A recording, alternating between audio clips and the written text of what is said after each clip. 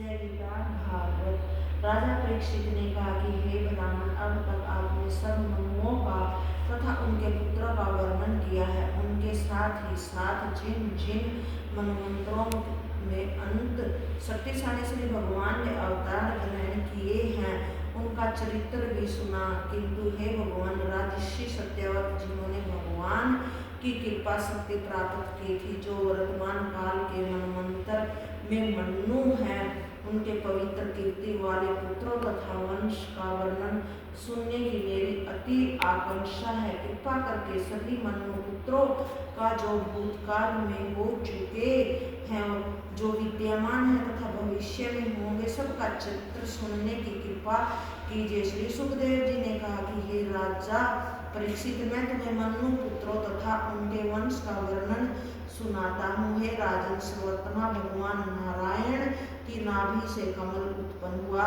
उससे ब्रह्मा जी की उत्पत्ति हुई। ब्रह्मा की मानसिक सृष्टि से मरीचि उत्पन्न हुए, उनसे प्रजापति कश्यप हुए। कश्यप की पत्नी अदिति के गर्भ से विवस्वान सूर्य उत्पन्न हुए।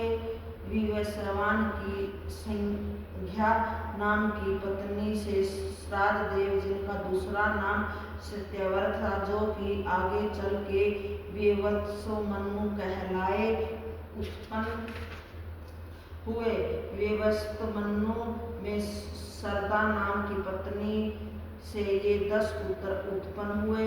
इक्ष्वाकु, नृग, शर्याति, दृष्ट, दिष्ट्या, करुष, निषयंत, प्रसन्त, नभ तथा कवि।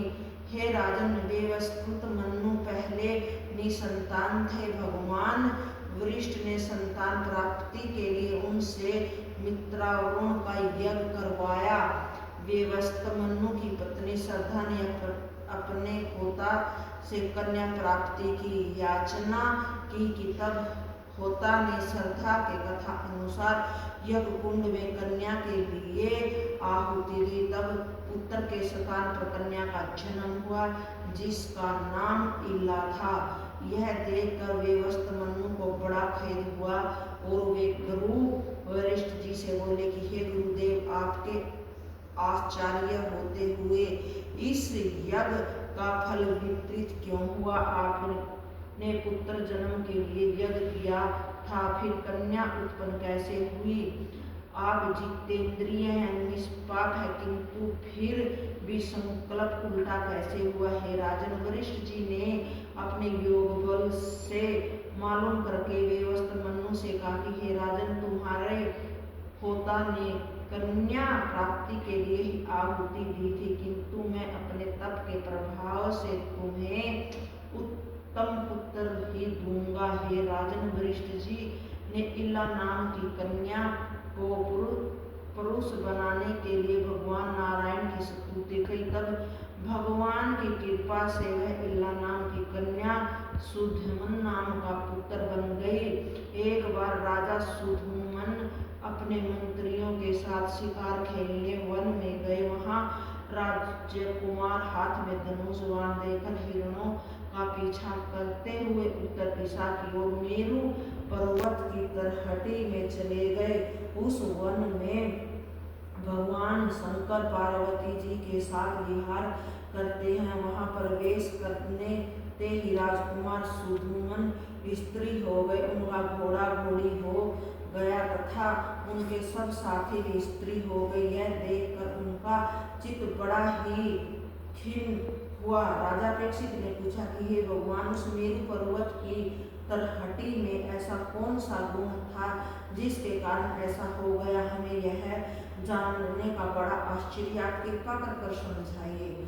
श्री सुखदेव जी बोले, हे राजन, एक समय भूतनाथ भगवान शंकर के दर्शनों के लिए बड़े बड़े तपस्वी उस वन में पधारे। उसी समय अंबिका देवी वस्त्रहीन होने के कारण उन तपस्वियों को देखकर अति लज्जित हुई। उन्होंने झटपट भगवान की गोद से उठकर अपने वस्त्र धारण किए। उन तपस्वी ऋषियों ने भगवान गौरी शंकर को विहार करते हुए देखकर वहां से लौटकर बद्री का आश्रम को नर नारायण के दर्शन को चले गए। जय गीता। करेगा।